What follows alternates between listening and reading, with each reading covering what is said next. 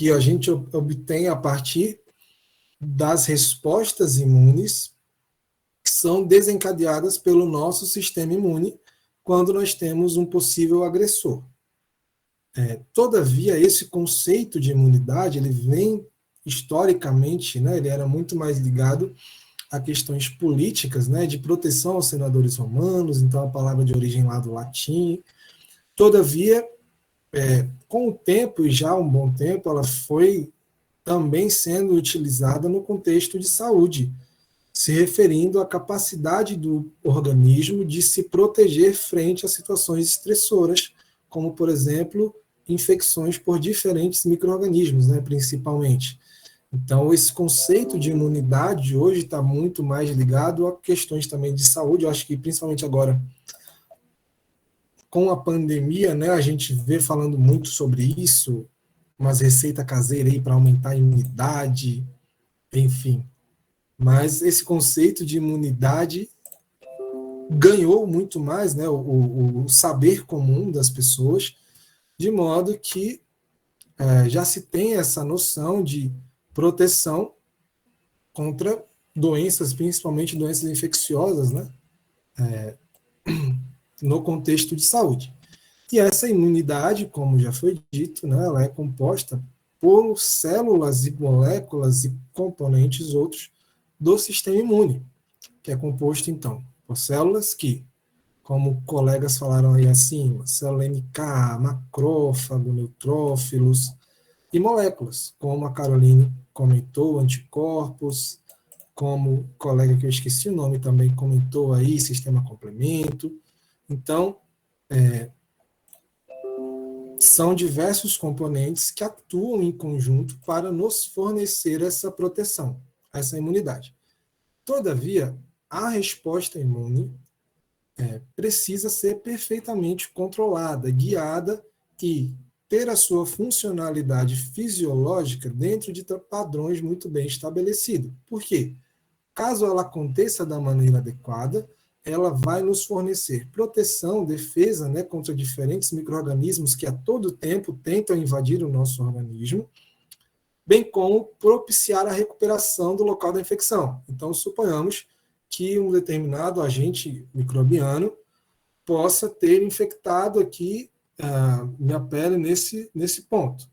O meu sistema imune vai demandar, né, vai iniciar uma resposta imune para destruir o micro-organismo que aqui estava e para recuperar, cicatrizar, né, o tecido que foi lesado.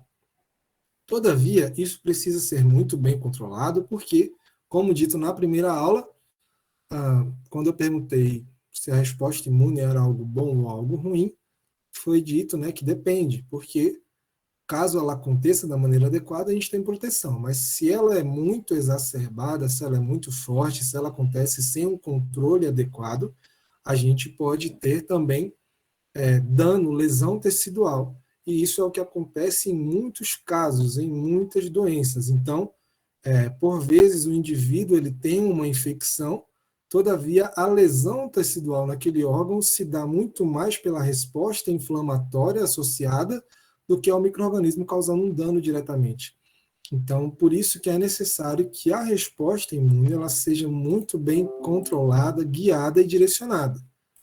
E nesse contexto nós temos basicamente dois grandes eixos, né, da resposta imune, que são, como eu disse, né, que a gente separa didaticamente, mas as coisas vão acontecendo dinamicamente no nosso organismo. Então, nós temos aí didaticamente separadas, né, por suas características, a imunidade inata e a imunidade adaptativa. Alguém falou aí sobre já nascer com gente, a imunidade inata, etc. E sim, por conta disso, ela também é chamada de imunidade natural ou nativa. Por quê? Porque ela emite os seus padrões de defesa a partir de características que já são nossas propriamente e que não mudam ao longo da vida. Então, ela tem um conjunto de receptores, de moléculas, de padrões de respostas que são os mesmos do início da vida, provavelmente ao fim da vida. Então, ela é um padrão estabelecido que nos garante uma resposta inicial genérica contra quaisquer tipos aí de micro-organismos, né? Por isso, ela é a primeira linha de defesa, porque ela não precisa aguardar ser desenvolvida uma imunidade específica.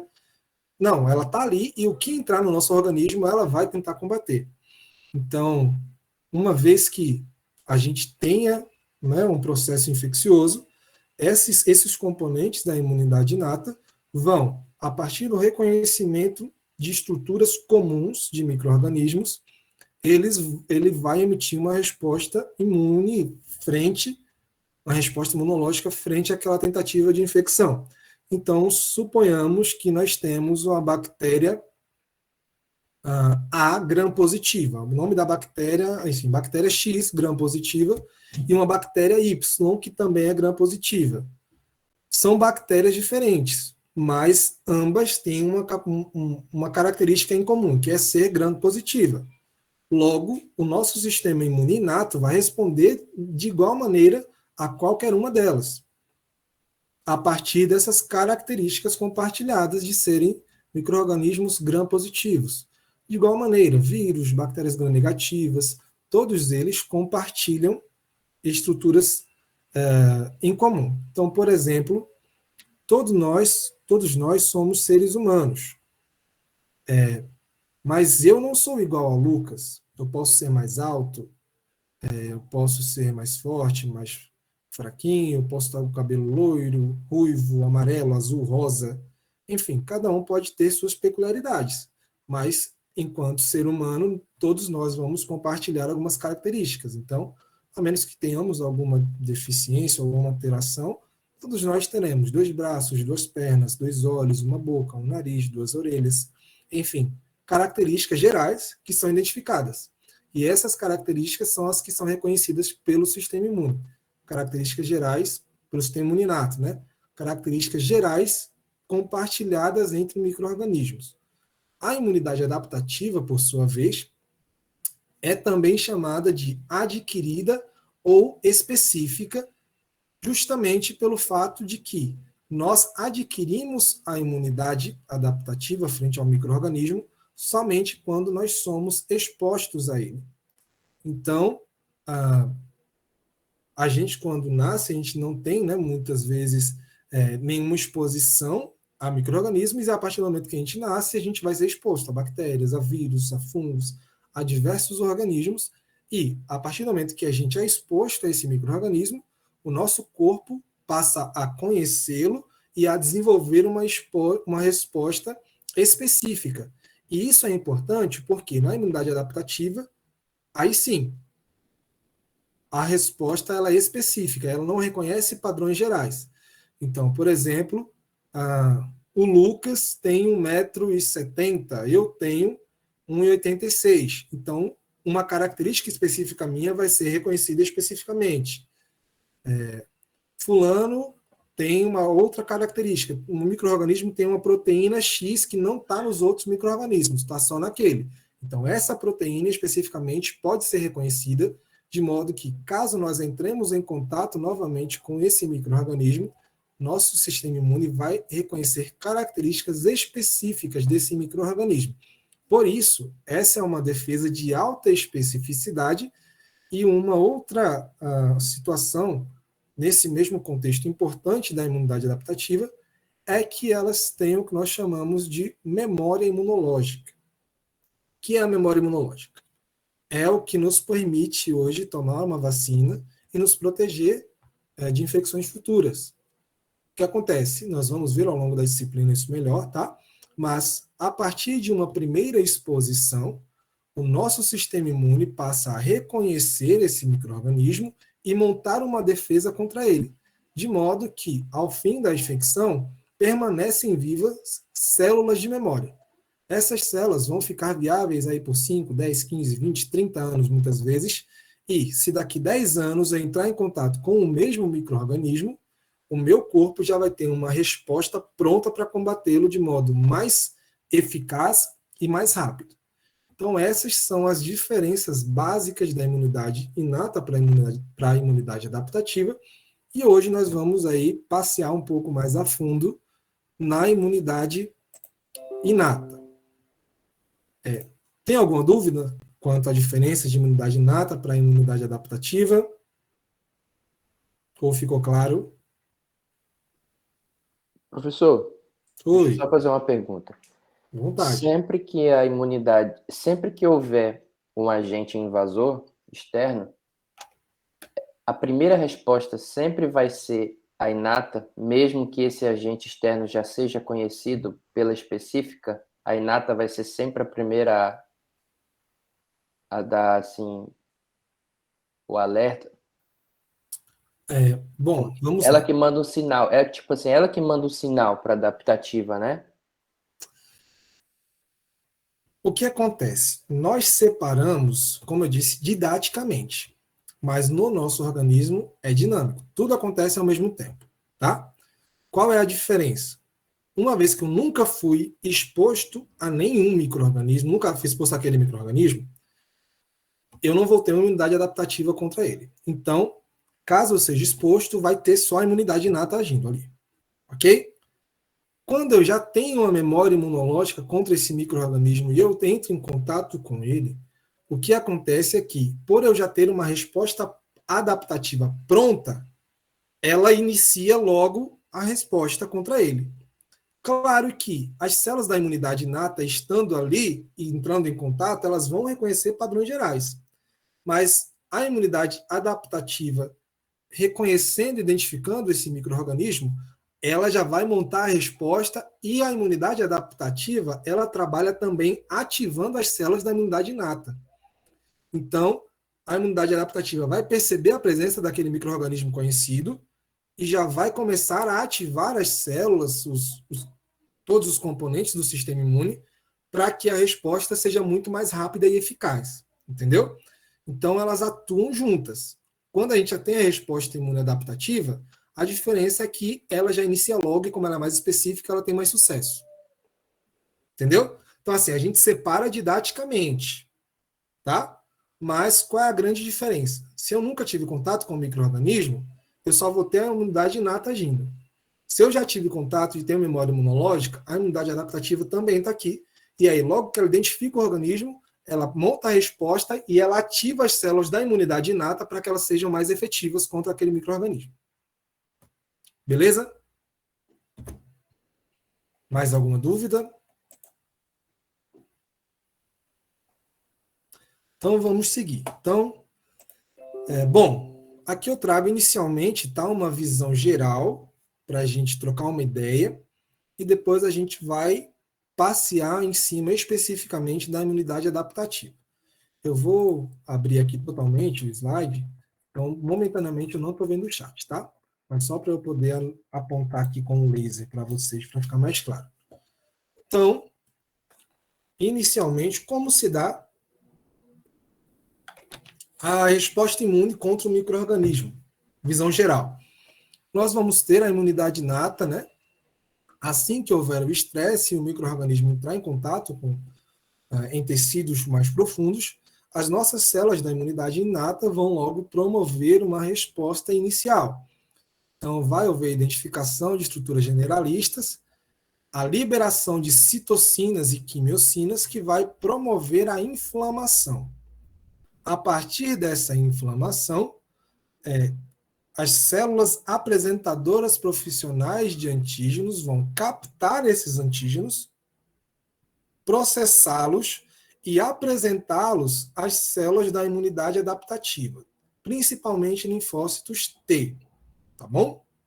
Linfócitos B conseguem reconhecer os micro-organismos sem necessidade de apresentação, mas as células da imunidade adaptativa, elas vão então, uma vez reconhecendo o micro-organismo que foi apresentado, passar por um processo de expansão clonal, que é a multiplicação daquelas células específicas contra o antígeno.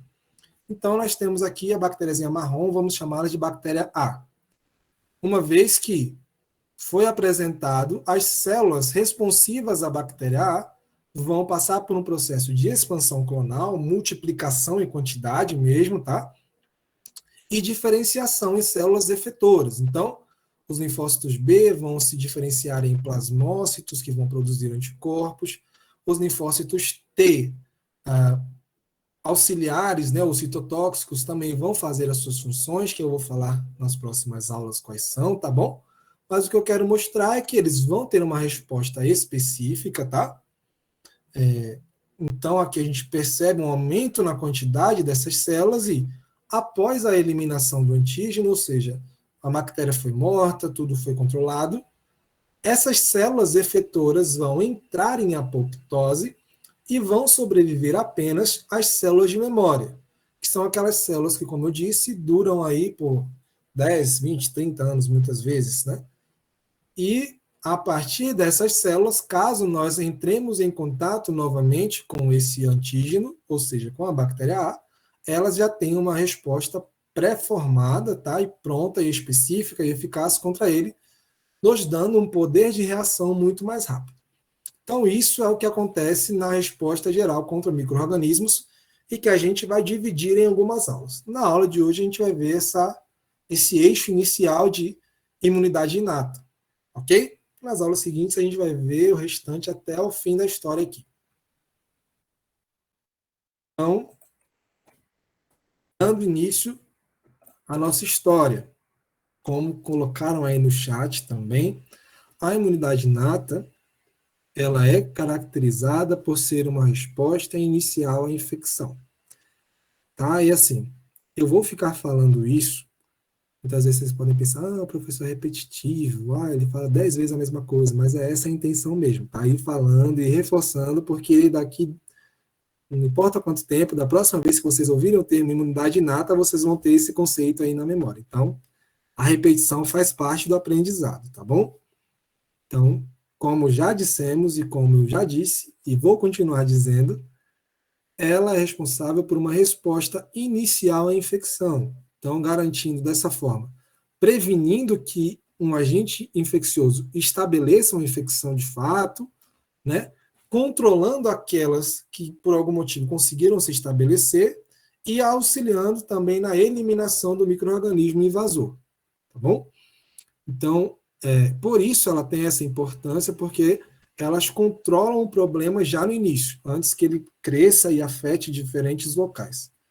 Tá? Então, com isso, elas conseguem controlar localmente os micro-organismos, bem como remover as células mortas ou danificadas. Então, elas são importantes na destruição do micro-organismo, remoção das células mortas e reparo tecidual. Elas também têm um papel importante na cicatrização, na construção do reparo do tecido que foi danificado pelo processo infeccioso, né? Além disso, elas fazem esse link com a imunidade adaptativa, apresentando antígenos e direcionando a construção da imunidade adaptativa específica. Tá certo? Então, no contexto de inflamação, vamos voltar a conversar. Vocês já tiveram patologia ou alguma matéria correlata? Alguém já pegou? Sim. Estou tendo agora. Está tendo agora? Já viram inflamação? Já, a gente passou por cima da inflamação. Então, me ensinem, o que é inflamação? Vamos conversar. O que vocês sabem, o que vocês lembram, o que já deu para absorver?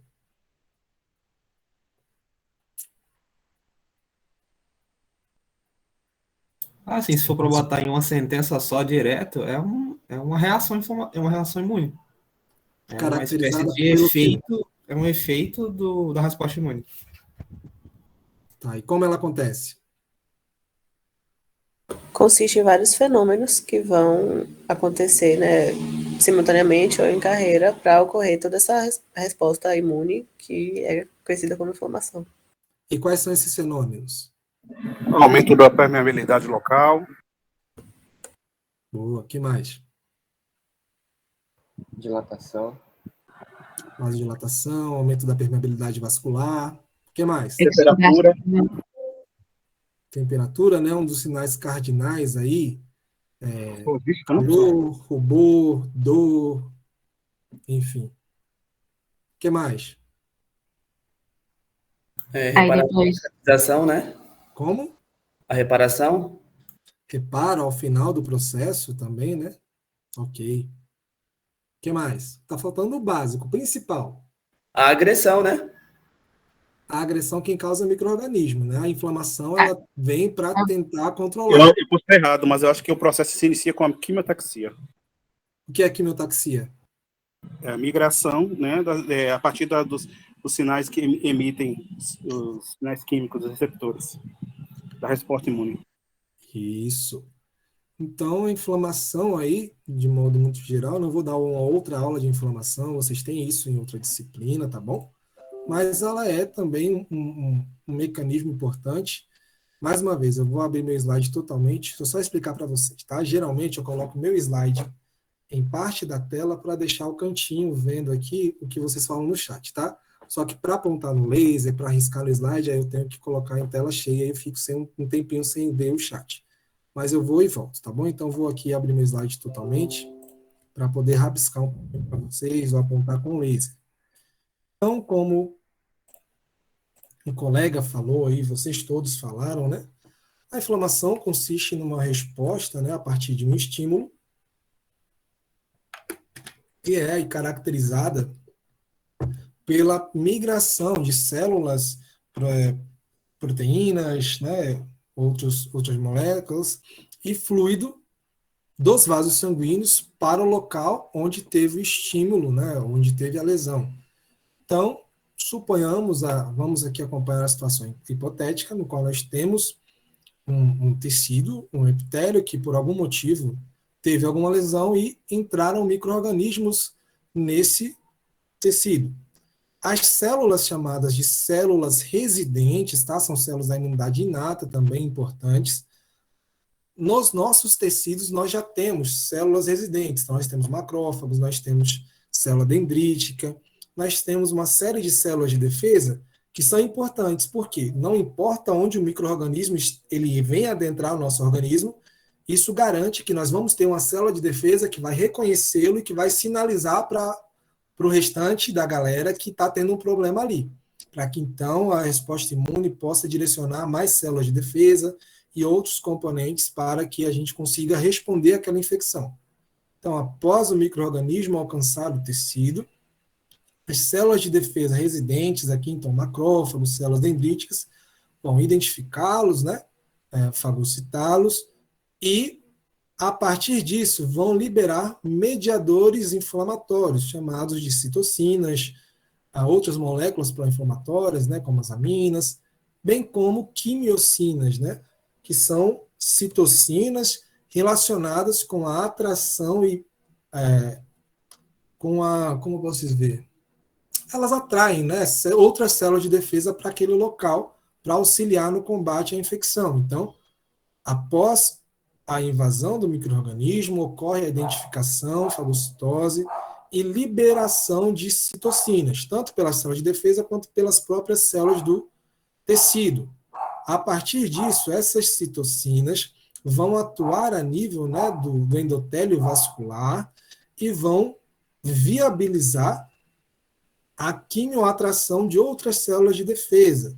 Então, monócitos, outros granulócitos, como neutrófilos, vão, dessa forma, chegar ao local da infecção, podendo auxiliar no combate aos micro-organismos que estão ali presentes, bem como atuar aí na reparação do tecido lesionado. Então, induzindo, né, a multiplicação de fibroblastos, produção de matriz extracelular e a cicatrização, certo?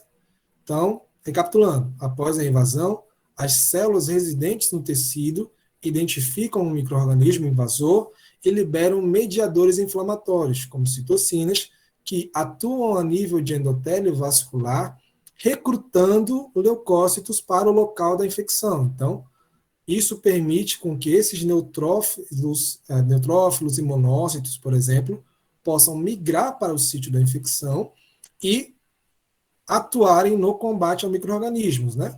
O monócito, uma característica, creio que vocês já devam ter visto em outro momento, em alguma disciplina relacionada à histologia, algo do tipo, ele no sangue é encontrado na forma de monócito, mas ao migrar para o tecido ele se diferencia em macrófago, e o neutrófilo também é importante porque ele é geralmente o primeiro tipo celular a chegar no sítio de infecção após um estímulo infeccioso, principalmente por bactérias extracelulares. Então, após o estímulo, aumenta-se a permeabilidade vascular do vaso sanguíneo, aumenta-se a vasodilatação e essas células conseguem alcançar o tecido, podendo destruir o micro-organismo que está causando a infecção e colaborar no reparo tecidual.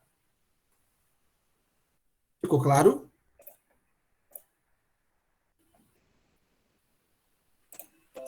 Sim. Bom, essa é uma resposta clássica, né, da imunidade inata. Todavia, a imunidade inata tem outras vertentes de atuação que são essenciais e muito importantes. Uma outra vertente essencial e importante também é a resposta antiviral e ou antitumoral também. Então, nós temos células da imunidade inata, como as células NK, né, que vocês viram lá no vídeo com a faquinha, que seria as células natural killer, ou assassinas naturais, que, por mecanismos que nós vamos conhecer agora, elas conseguem identificar células infectadas ou células lesionadas ou células que apresentem um padrão muito diferenciado, né, de comportamento, como é o caso das células tumorais, e percebendo esse comportamento estranho, elas podem induzir a morte da célula. Então, se é uma célula que está infectada por vírus, a célula NK, o linfócito NK, ele percebe que está algo errado, induz a morte da célula infectada por vírus e tudo que está ali dentro acaba morrendo também, já que o vírus ele é um parasita intracelular obrigatório, né? Ele precisa do arcabouço celular para fazer o seu ciclo, e aí acaba que os vírus que estão dentro dessa célula infectada também morrem por uma resposta antiviral, que a gente vai conhecer melhor. Então, isso induz essa célula infectada à morte.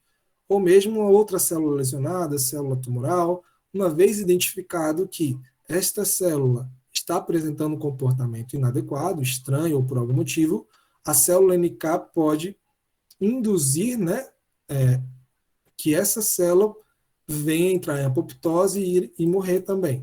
Isso é importante no controle de tumores, entre outras coisas. Então, é uma outra vertente da imunidade inata, inclusive é usada como terapias alternativas, tem muitos estudos relacionados a isso no contexto de oncologia, tá? Na ativação e direcionamento de célula NK para combater um tumor. Então, muitos estudos estão surgindo nesse contexto devido a essa característica da célula NK. Então, imunidade inata, ela é inflamação também, tem todo o contexto básico e essencial, mas tem uma outra tipo de resposta que é importante. Tá bom?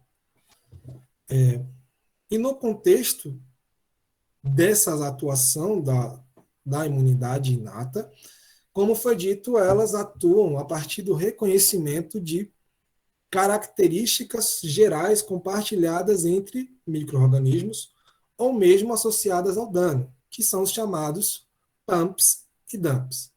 Os PAMPs seriam padrões moleculares associados ao patógeno, né? Uma sigla do termo em inglês, que traduzido para o português aqui seria padrões moleculares associados ao patógeno. Já os DUMPs seriam padrões moleculares associados ao dano. Ou seja, quando um micro-organismo entra no nosso organismo por alguma via, seja uma lesão ou qualquer que seja ela, o nosso sistema imune inato reconhece características generalísticas desses micro-organismos e consegue, a partir desses padrões moleculares associados ao patógeno, iniciar uma resposta imune contra ele, fazendo o que nosso colega já falou, né? Prevenindo, controlando, eliminando.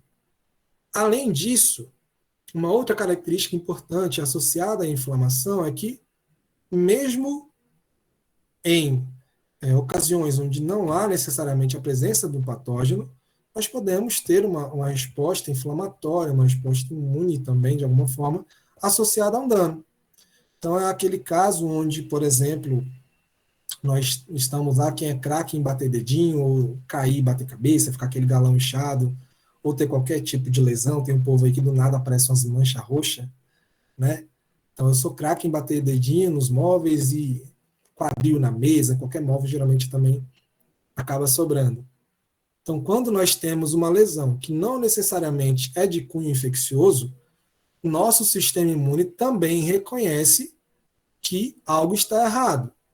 Então, se existe um rompimento celular, se existe extravasamento de material interno das nossas células para o ambiente, as células imunes da imunidade inata também reconhecem que algo está errado e promovem a reparação tecidual decorrente daquele dano, que não necessariamente é um dano infeccioso, pode ser um dano físico ou outro qualquer. Então, as células da imunidade inata atuam a partir do reconhecimento de estruturas generalísticas, que podem ser classificadas em PAMPs ou DUMPs. Os PAMPs são padrões moleculares associados ao patógeno e os DUMPs, padrões moleculares associados ao dano. Tá claro?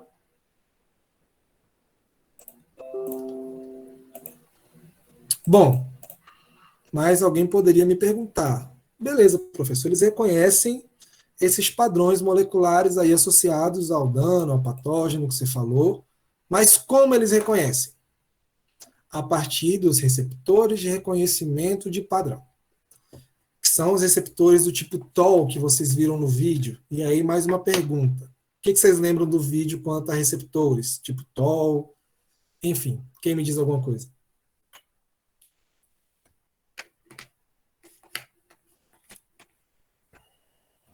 Nossa, Eu era um lembrei monte que...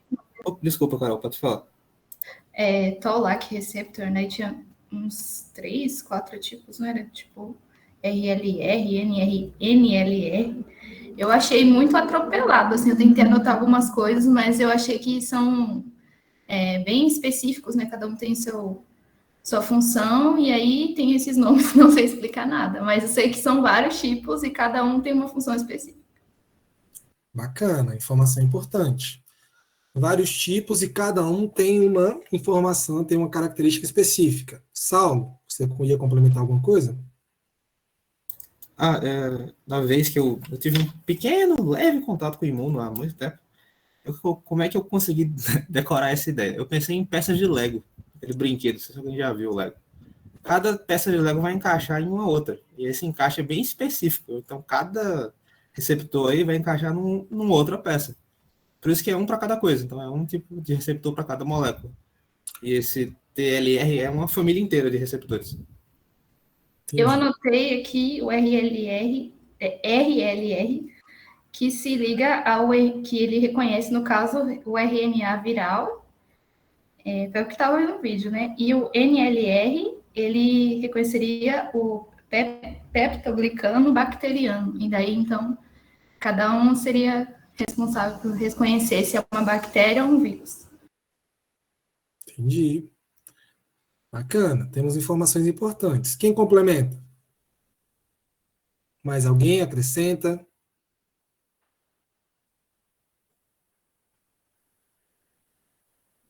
Sem briga, tá, gente? Deixa todo mundo falar. Ô, professor, eu lembro que ele falava que é uma cadeia de reação, né, que eles vão induzir, e aí vai chegar no que eles falam de emular as reações, as respostas antivirais e os interferons tipo 1. No caso, os interferons seriam contra as bactérias ou também contra vírus? Interferons do tipo 1 são mais específicos contra vírus, mas a gente vai chegar lá. Então vamos considerar informações por parte, tá? Os colegas aí, Saulo e Carolina, chegaram à conclusão de que existem diferentes receptores que reconhecem diferentes coisas. Outra pessoa, qual a importância de nós termos diferentes receptores que reconhecem diferentes estruturas?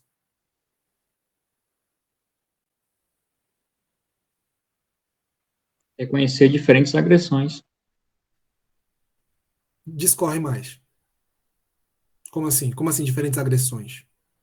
É porque, como o senhor mesmo falou, cada patógeno ele tem características específicas.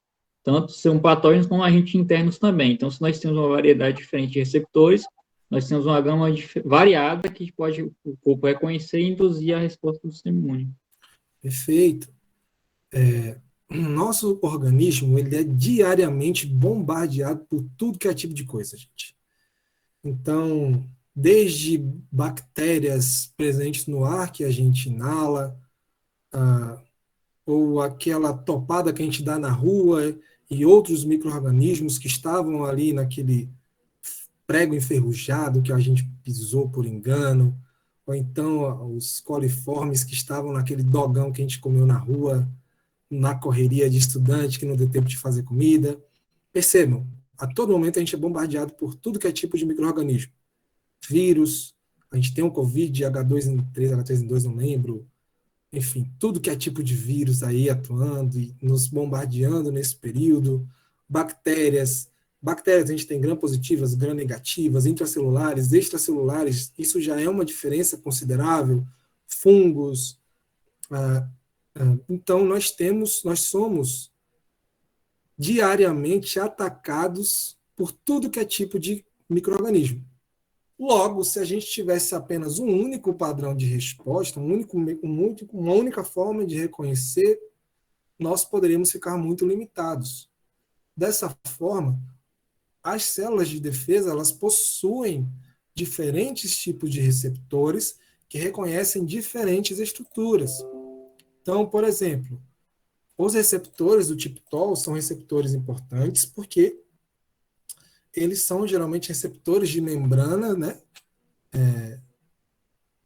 Que podem reconhecer aí estruturas que estejam no ambiente externo, tá? Como vocês podem aqui, deixa eu colocar o laser para ficar claro. Então, nós temos aqui receptores, né? São receptores de membrana que reconhecem uma variabilidade grande de moléculas. Então, nós temos aqui, são geralmente receptores agrupados em pares, tá? Mas eles atuam tanto a nível de membrana plasmática quanto em endossomas. Isso é importante porque se o micro-organismo ele está... Deixa eu colocar aqui, caneta. Se eu tenho um micro-organismo que está aqui no ambiente externo, esses receptores conseguem identificá-los. Todavia, se por algum motivo ele foi endocitado ou conseguiu invadir a célula, ele também pode ser detectado dentro de endossomas, de vesículas. E isso é importante porque em diferentes localidades nós conseguimos, então, reconhecer esses micro-organismos e sinalizar aos demais componentes do sistema imune que está tendo um processo infeccioso, que está tendo alguma treta ali, alguma coisa errada. Então, nós temos aqui Toll-like receptors de 1 a 9 até, então tem o 1, o 2, o 3, o 4, 5, 6, 7, 8, 9, cada um deles reconhecendo aí estruturas diferentes. Então, a gente tem Toll-like receptors que reconhecem lipopeptídeos bacterianos, peptídeo glicano, que é bastante rico em bactérias gram-positivas, LPS, que está mais presente também em bactérias gram-negativas, flagelina bacteriana, né, que reconhece estruturas associadas à motilidade, que é um fator de virulência também de micro-organismos, e estruturas outras de outros micro-organismos. Então, RNA de dupla fita, que não é comum em células humanas, né? Então está mais associado a infecções virais, ilha CPG, enfim, estruturas moleculares associadas a micro-organismos também são identificadas por receptores do tipo TOL. Então, assim, já para tranquilizá-los, eu tenho a intenção de que vocês saibam exatamente o que cada TOL desse, ou que cada conjunto de Toll-like receptors detecta? Não. Mas o que é necessário que vocês conheçam? Nós reconhecemos os micro-organismos a partir de receptores de reconhecimento de padrão. Um dos mais bem difundidos são receptores do tipo TOL, né, os Toll-like receptors, que são receptores de membrana, reconhecendo dessa forma tanto micro-organismos extracelulares quanto aqueles micro-organismos que possam ser endocitados, a partir de características generalistas desses micro-organismos. Então, estruturas da parede bacteriana, alguns fatores de virulência, DNA microbiano, viral, entre outras características. Então, ficou claro? Isso é importante, como o colega Wallace falou, porque nós temos diferentes patógenos, né, nos atacando. O Iulas, pelo que eu percebo, tem alguns mais, porque gosta do dogão da esquina cheio de coliforme, possivelmente, mas que a gente não sabe, tá tudo bem, não precisa investigar, né, Iulas? Se a gente não sabe, não tem. Então tá de boa. Não, com certeza, não sabe, não tem. Deixa lá, a gente vai Não vivendo vi, pela fé, um dia de cada vez e vai indo.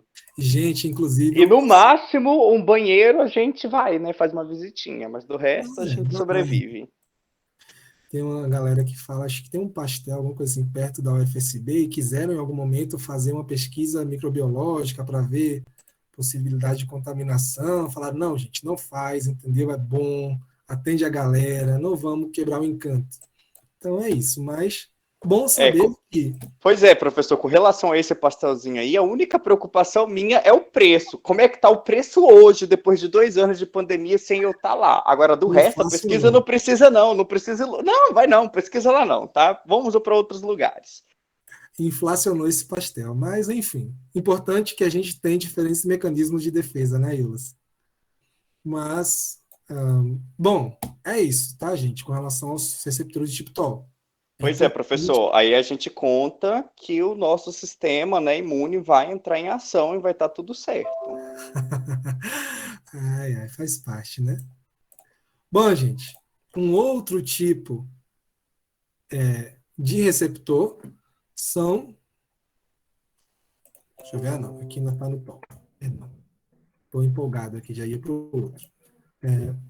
Mas, enfim, nós vimos que os receptores do tipo TOL, eles reconhecem estruturas generalistas, né, de micro-organismos e, a partir disso, eles conseguem emitir uma resposta. Tá? Então, como é que funciona isso? Nós vimos no slide anterior que são receptores de membrana.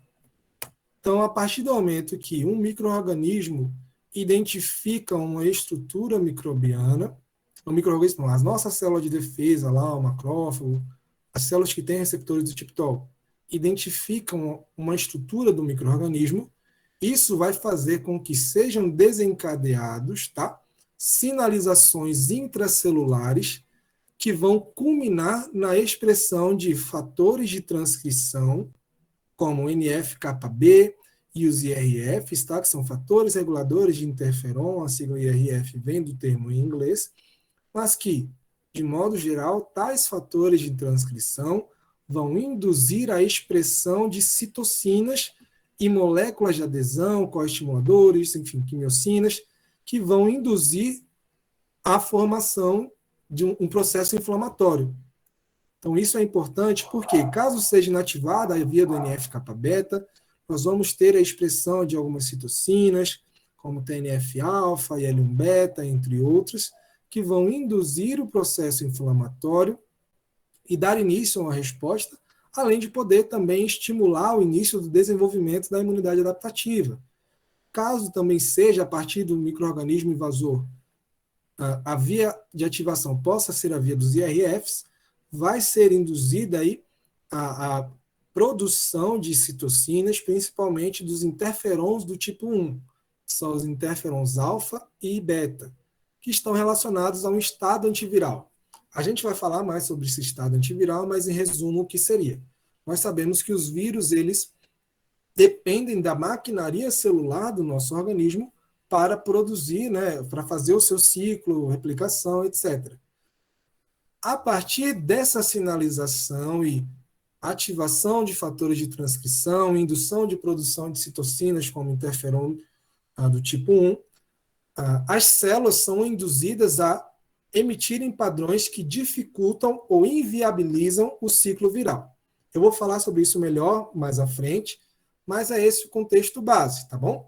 A partir do reconhecimento por esses receptores, são ativadas vias internas de sinalização que culminam na ativação de fatores de transcrição, como NF-κB e IRFs, que podem induzir a expressão de citocinas, moléculas que vão estar atuando para induzir o processo de inflamação aguda, por exemplo, e iniciar a resposta contra aquele agente infeccioso.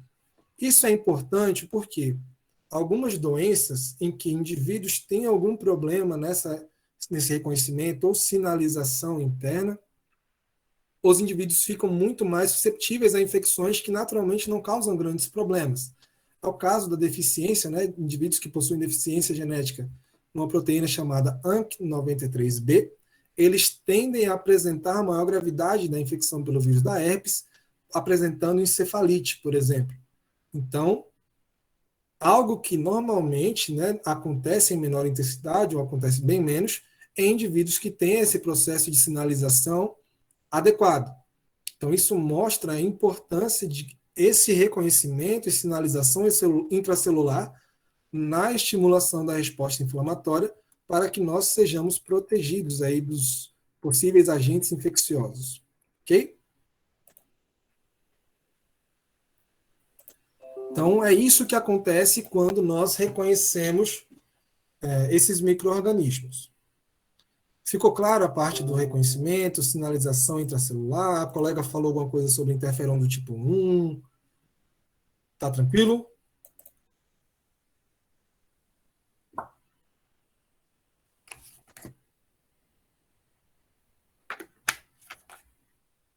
Então, vamos seguir adiante. Bom, nós vimos que nós temos os receptores do tipo TOC, que são receptores de membrana, né, que podem estar na superfície celular, como em endossomas, mas nós somos também atacados por micro-organismos intracelulares que podem adentrar nas células, não necessariamente sendo endocitados, fagocitados ou sobre alguma cobertura membranar, né? E para que nós nos defendamos desse tipo de invasão, nós temos outros tipos de receptores. Um desses receptores são os receptores do tipo NOD, os NOD-like receptors, tá? Então, são receptores aí citosólicos, certo? Que estão aí imersos, digamos assim, presentes no citoplasma das células, de modo que, caso em algum momento um micro-organismo ou parte deles consiga adentrar e alcançar o citoplasma das nossas células de defesa, esses receptores do tipo NOD podem, então, ser ativados, né, e também induzir a formação, a expressão de citocinas, como é o caso da IL-1-beta. Então, uma característica importante é o reconhecimento de cristais bacterianos, DNA viral, no caso a célula seja invadida por um vírus. Então, características, né, que possam ser reconhecidas e, a partir disso, esses receptores do tipo NOD formam um complexo aqui chamado inflamossoma, né, de modo geral, que induz a expressão de citocinas pró-inflamatórias também, colabora na secreção de citocinas pró-inflamatórias, como a IL-1-beta, que vai ser importante no processo de desenvolvimento da inflamação aguda. Então, tanto via reconhecimento por receptores do tipo NOD, que são receptores membranares, ou receptores do tipo TOL, que são receptores membranares, ou receptores do tipo NOD, nós podemos, a partir de estímulos microbianos, reconhecimento de antígenos, desencadear sinais pró-inflamatórios que vão induzir a expressão de citocinas pró-inflamatórias, que vão, então, iniciar o processo de inflamação aguda, como vocês viram na aula de patologia e compartilharam conosco aqui um pouco algumas das características. Além disso, nós temos outros tipos de receptores. Então, tem receptores do tipo RIG, que detectam RNA viral, sensor de DNA citosólico, né, que detecta DNA bacteriano e viral. Isso é importante porque nosso DNA, por exemplo, ele está contido no núcleo. Então, caso tenha DNA no citoplasma, é porque provavelmente teve uma invasão aí microbiana. Então, nós temos sensores de DNA citosólico também, tem receptores de lecitina do tipo C, que detecta carboidratos presentes em micro-organismos, enfim. Receptores Scavenger, N4-mil também. Então, diferentes receptores que detectam diferentes tipos de moléculas generalistas. Percebam, eu digo aqui, ele detecta, por exemplo, DNA viral, DNA bacteriano, mas eu não digo que ele detecta especificamente o DNA da bactéria X, DNA da bactéria Y. Ele detecta características generalísticas compartilhadas entre os micro-organismos.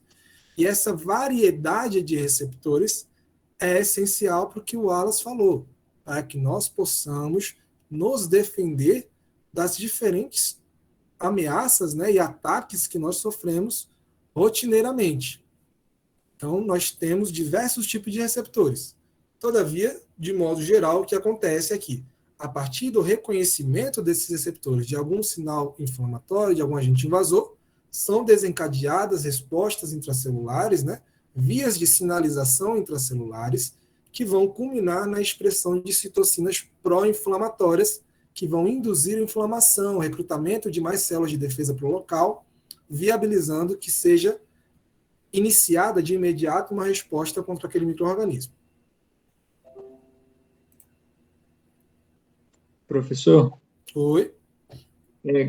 Pode ser uma pergunta meio besta, mas com relação aos receptores, se um receptor, por exemplo, tipo TOL, ele é ativado, pode acontecer também de um receptor NOD também ser ativado em conjunto, mais de um receptor ser ativado?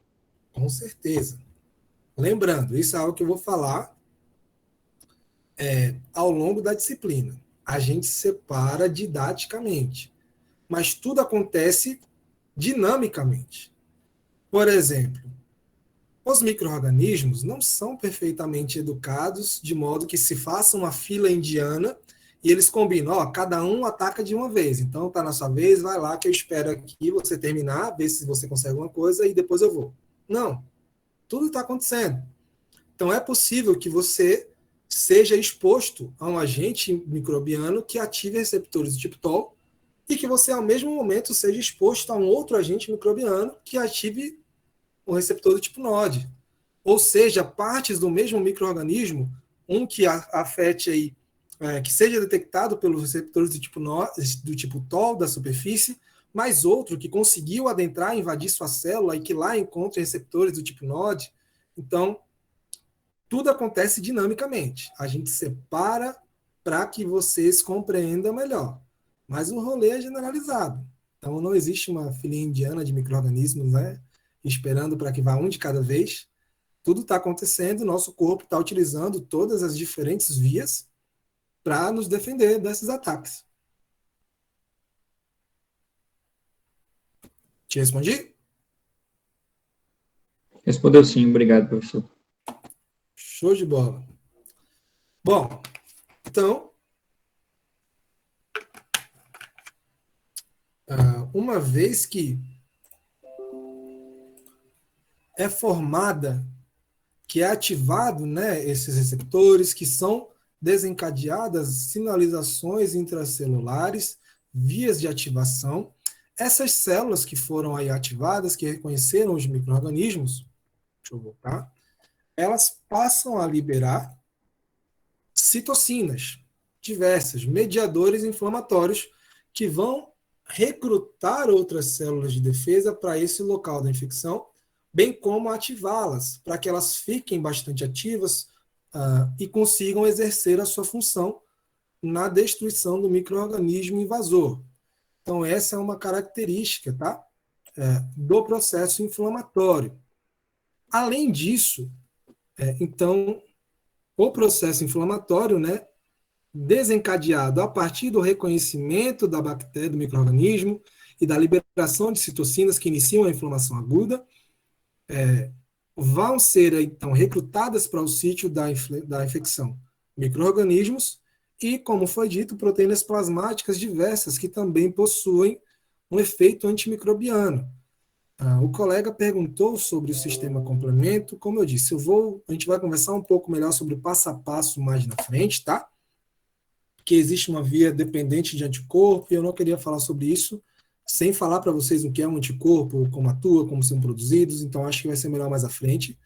Mas, de modo objetivo, consiste aí em substâncias, proteínas, que vão se ligar à superfície do micro-organismo, bem como atuar como quimioatraentes para chamar mais células de defesa. Então, consiste em uma cascata de sucessivas reações, tá? Que vai culminar na opsonização, que seria uma marcação do micro-organismo, ou seja, aqui está o micro-organismo, essas proteínas, esses componentes do sistema complemento, eles se ligam, né, fazendo o que nós chamamos de opsonização, marcação, eles avisam o sistema imune que a bactéria, que o micro-organismo está ali, bem como eles sucessivamente fazem um processo aqui em cascata que culmina na formação de poros, que são chamados de complexo de ataque à membrana. Então,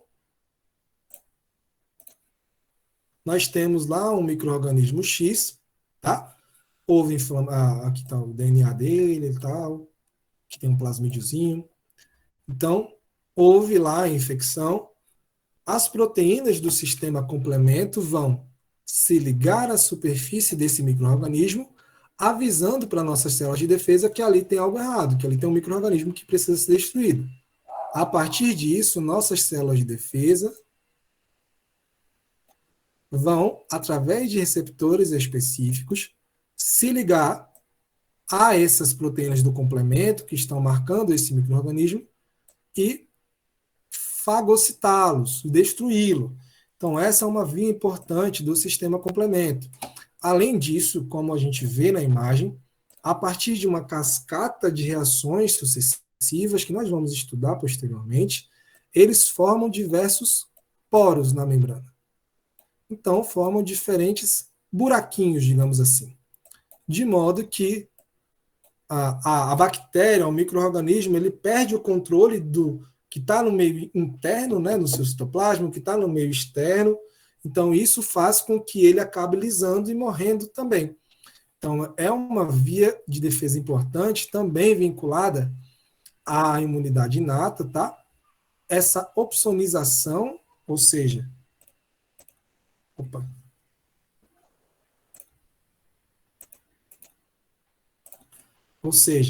a identificação dos micro-organismos, a marcação, bem como a formação de poros ao longo da superfície do micro-organismo, o que facilita com que ele perca o equilíbrio, né, do que está no ambiente externo, do que está no ambiente interno, e venha a morrer também.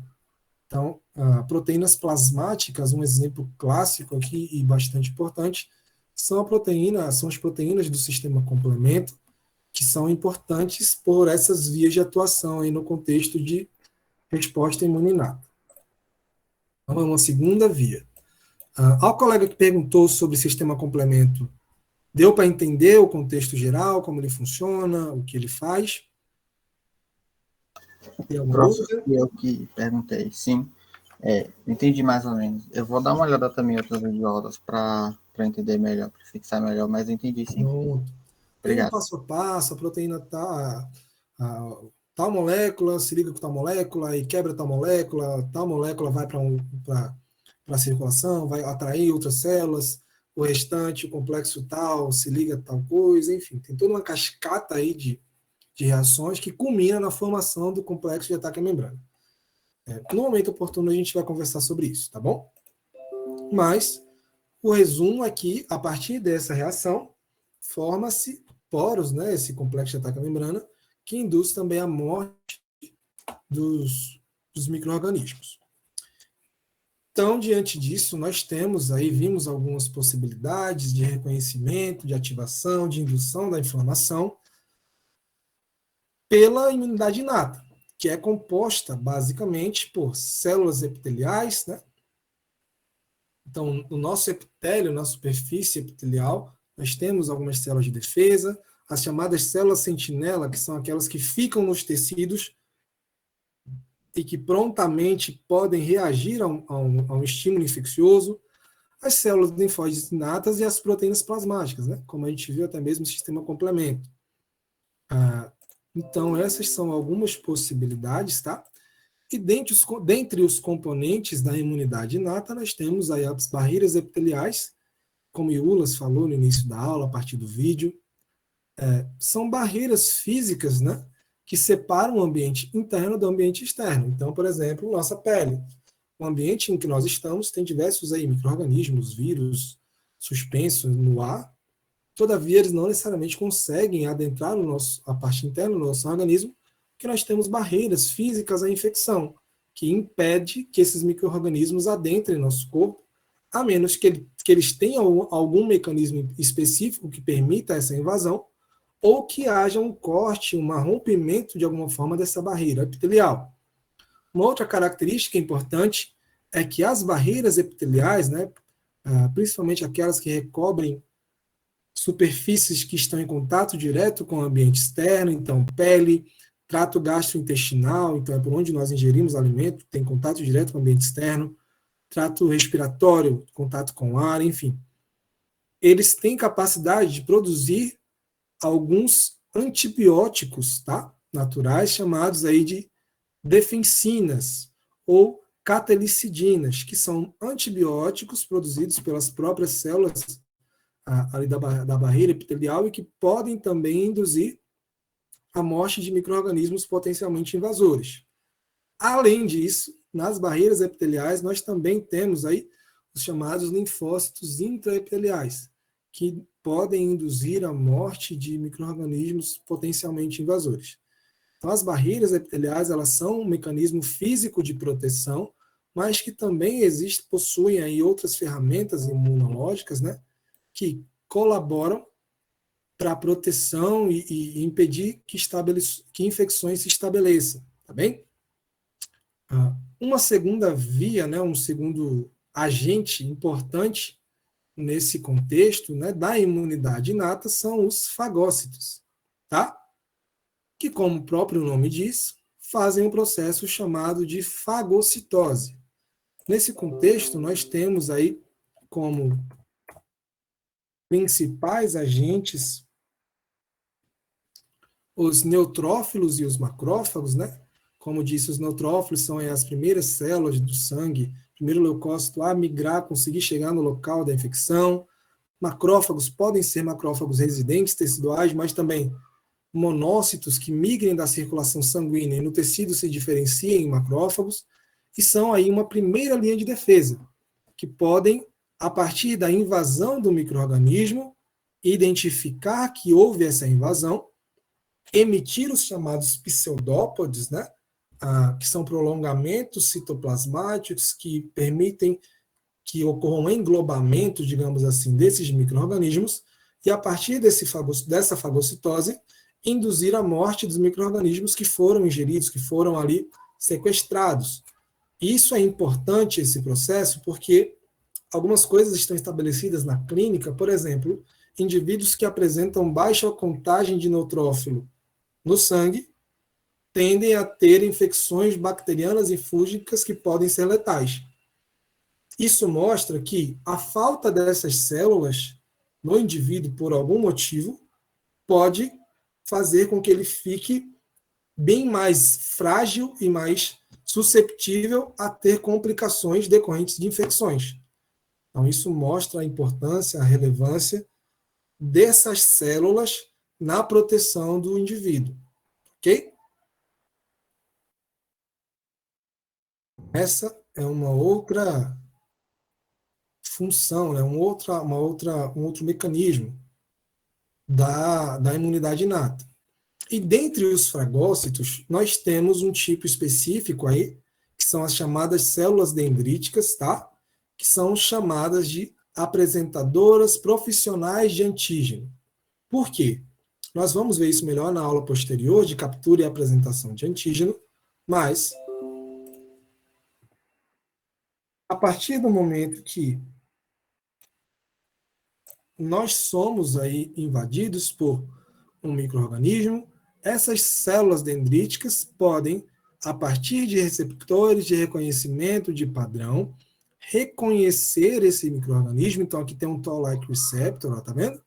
Eles reconhecem esses padrões associados, padrões moleculares associados ao patógeno, fazem o processo de internalização e eles processam esse micro-organismo. Eles quebram esse micro-organismo em pequenos pedacinhos e apresentam pedacinhos desses micro-organismos para as células da imunidade adaptativa, no caso, células T, para que elas possam, a partir dessa apresentação, desenvolver uma imunidade específica contra aquele micro-organismo. Então, isso é importante porque, como a gente vê, a imunidade inata, a função dela não é só ser uma defesa inicial. São as células da imunidade inata, mais especificamente células dendríticas, que têm essa capacidade de induzir o desenvolvimento, iniciar o desenvolvimento da imunidade adaptativa. Então, por isso que é importante esse papel, e é com base nisso também que muito se dá o efeito das vacinas. Então, a gente tem aí, por exemplo, no contexto de coronavírus agora, né, diferentes tipos de vacina. Vacina de vírus morto, inativado, vacina de vetor viral, vacina de RNA. Mas o que acontece é que células dendríticas também conseguem pegar fragmentos desses vírus que foram expostos ou que recebemos e apresentar esses fragmentos para células da imunidade adaptativa, no caso, células T, e a partir disso colaborar no desenvolvimento da imunidade contra o coronavírus, por exemplo. Então, isso é um papel importante da imunidade inata na inicialização da resposta imune adaptativa específica. Então, é mais uma função importante. Alguma dúvida até aqui? Porque vocês estão quietos, eu estou falando. Tranquilo? Então, bora lá. Então, a gente falou aí de fagocitose, né, que é um mecanismo importante, tá? Opa. É um mecanismo importante associado à imunidade inata. E aqui eu trago uma forma da gente visualizar isso um pouquinho melhor. Como acontece essa fagocitose? Então, reforçando. Inicialmente, né,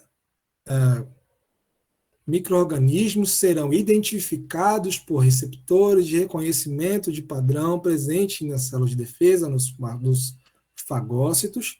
A partir da identificação desses receptores, vão ser emitidos aí pseudópodes ou prolongamentos citoplasmáticos, fazendo com que esse micro-organismo seja fagocitado, seja ingerido. Uma vez fagocitado, ele vai ficar dentro do que nós chamamos de fagossoma. Em seguida, pequenas vesículas contendo enzimas lisossomais, que são moléculas antimicrobianas, enzimas que destroem os micro-organismos, espécies reativas de oxigênio, elas vão se unir ao fagossoma, expondo o micro-organismo que estava aqui dentro a todas essas moléculas extremamente reativas e danosas para o micro-organismo. Então, a partir do momento que se une o lisossoma com o fagossoma, é formado o fagolisossoma.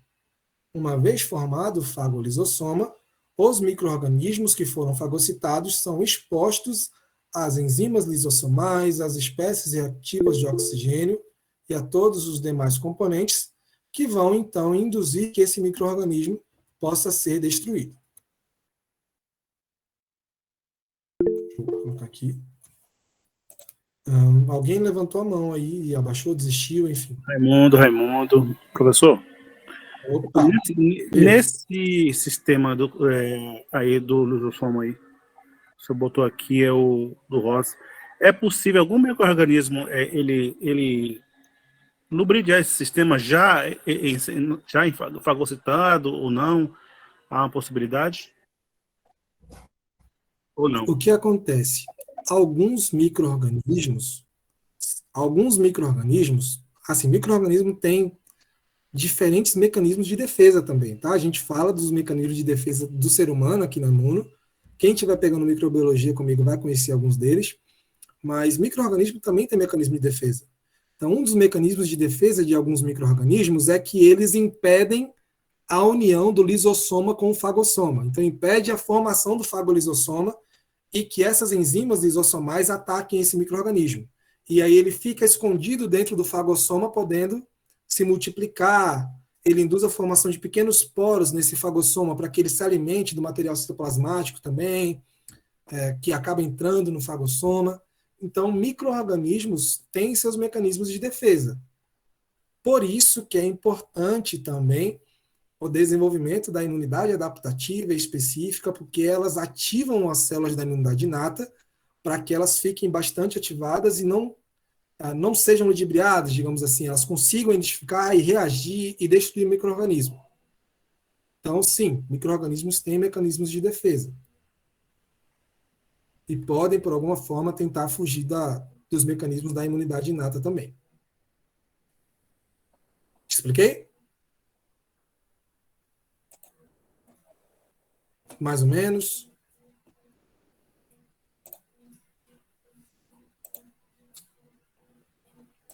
Pessoal, vocês estão me ouvindo? Está todo mundo ouvindo, ok?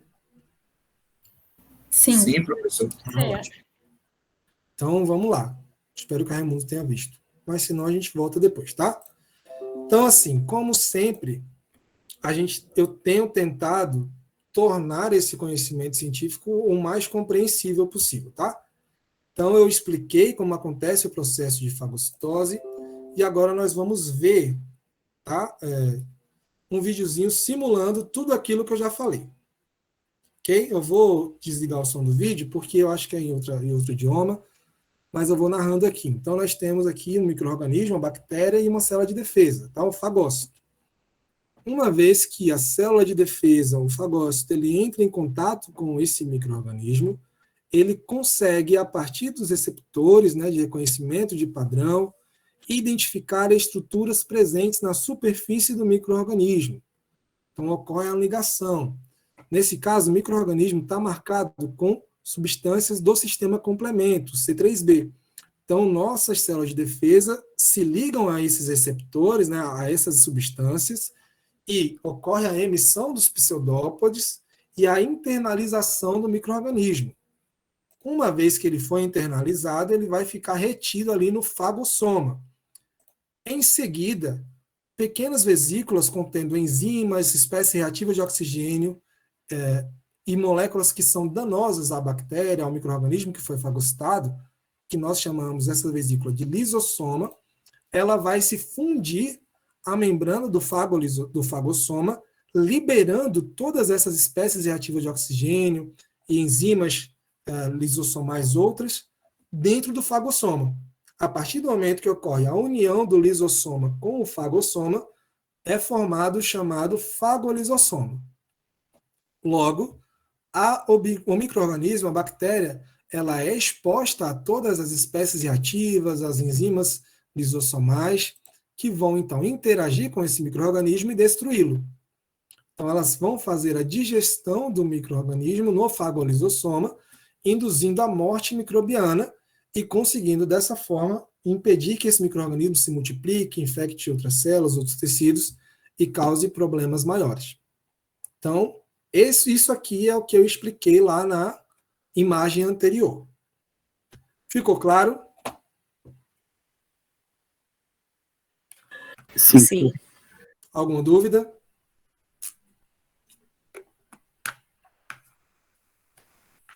Curiosidade, sugestão? Tranquilo? Bom. Gente. Peraí, que começou a sair o áudio. Pronto. Bom, pessoal. Antes da gente... Oi. Não, é só uma curiosidade. Eu já vi um vídeo também de uma célula de defesa, não sei identificar qual, né, que não tive ainda a oportunidade de fazer leitura em lâmina, mas aí ela estava atrás de um micro-organismo, não sei se estava acelerado ou não, mas estava assim, e o micro-organismo se esquivando no meio celular, no meio extracelular, de uma forma bem categórica mesmo, mas aí ela conseguiu fazer a fagocitose dessa mesma forma, né? E assim, eu não sei se é a questão da velocidade, o que é, mas assim, eu achei bastante interessante, mas tem a questão de velocidade ou não tem? Como é que é isso? Bom, nossas células, elas são móveis, né? Muitas células são circulantes, então, de fato, como vocês, porque assim, didaticamente, gente, eu tô só esperando. A gente mostra um videozinho, Pronto, começou. Linda, e não sei quem encosta, então vamos lá. Hoje a gente vai... Os micro-organismos... Calma, gente, eu tô só esperando colocar. Pronto. Induz a liberação de quimiocinas, de moléculas quimioatraentes. Então, está aqui, o micro-organismo está aqui, um macrófago, uma célula de defesa, o que quer que seja, está aqui. Uma vez que vão sendo liberadas devido à infecção, devido à presença do micro-organismo, moléculas quimioatraentes, essas células de defesa, elas vão sendo atraídas, vão se movendo até que elas encontram. Então, de fato, tem muito vídeo legal, velho. Tem um vídeo de um parasita sendo eliminado por eosinófilos, é fantástico. Tem lá um parasita maior, e aí as células de defesa liberando uma série de substâncias, aí do nada o parasita se rompe. É muito legal. Tem muito vídeo real, muito legal e bem bacana. Mas eosinofilia realmente é legal mesmo. A gente explica aqui um videozinho pausado, com desenho e tal, para ficar dinâmico, para ficar didático, tá?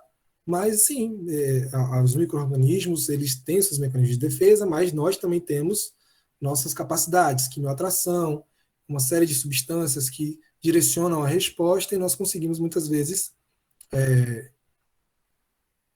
resolver a infecção, né? Resolver o processo e destruir o micro-organismo. Mais alguma dúvida?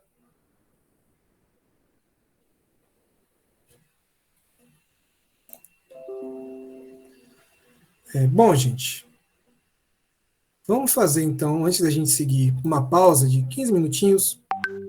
Hoje a aula é mais curta, não vai até 10, então para a gente não ficar muito tempo sem fazer nada e não ir até muito tarde, porque eu bebo muita água e dá vontade de ir no banheiro, dá vontade de comer alguma coisinha também, tomar um café, que eu sou cafezeiro. Então, inclusive, lembre-se, o pessoal de Minas, quando vierem presencialmente, traga um pão de queijo para nós. Mas vamos fazer uma pausa de 15 minutos. E deixa eu ver. Queijo da canastra. Às 8h50 a gente retorna? Pode ser? Tudo bem. Pronto. Pô, Saulo, bacana. Eu não conhecia esse seriado na Netflix, não. Eu vou dar uma olhada depois. Obrigado. Mas, bom, gente, já já a gente volta, tá bom? Às 8h50 a gente continua. Tá na estante.